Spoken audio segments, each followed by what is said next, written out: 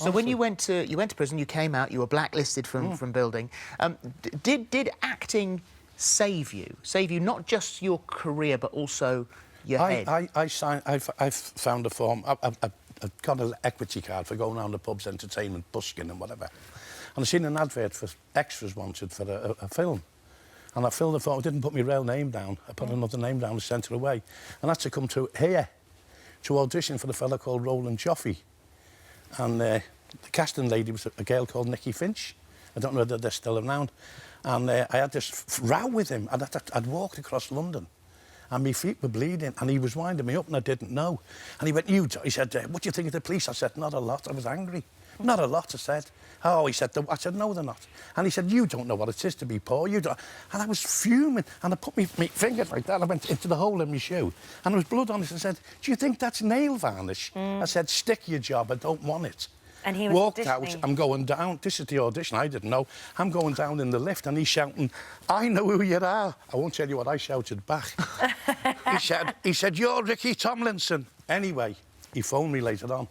And the rest is history. It was United Kingdom, 2.5 hours play for the day for the BBC. While that was getting shown, Andy Lynch, one of the writers from Brookside, they were just starting Brookside off, and he seen me on the screen, and he picked the phone up and phoned Phil Redmonds and said, we've just found Bobby Grant. So it just all turned. And then to be part of the royal family is, I think, so massive that people take in their hearts. It must have been lovely to be at a space in your time in your life when you could be part of something and enjoy something rather than have to fight for something. Fight in the building game, and it's still the same. And I want to tell you a little funny story, because everything's not a downside.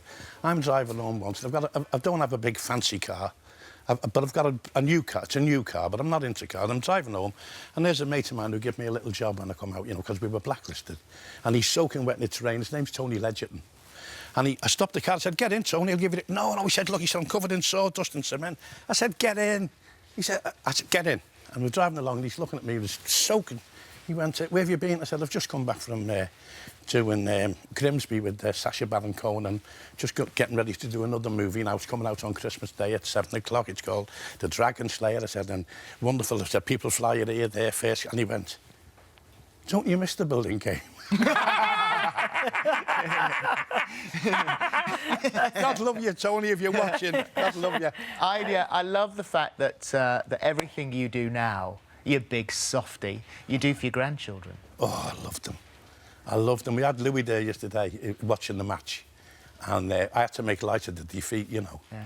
But he's a wonderful guitarist. He's 11. Wow. He's absolutely amazing.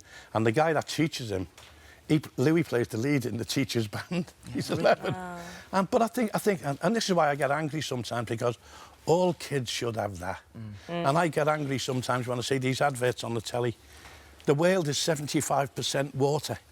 There's some children on the African continent have never had a glass of clean water. We're 75% water. Yeah. If we can pump oil from the bottom of the ocean and the Arctic, and pump oil and petrol to, why can't we pump water to them? I know, so you make a very good point. Well, you're here to speak about Born on the Same Day. It's tonight on Channel 4 at 9 o'clock. Thank you very much. Lovely to see you. God bless you. God bless you both. For more of the same, just click here. And don't forget, you can subscribe for even more of these amazing videos exclusive to our channel. A fine southern drawl you've got going. Trying to learn that Bible language, my friend. That was hard.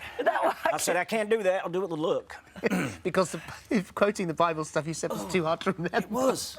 I mean, because it's sort of very sort of, you know, flouncy sort of language, and if it doesn't make sense to me, it's really hard to. No, you've got to be open. Well, exactly. Totally You've got to get it exactly. right. Otherwise, you know.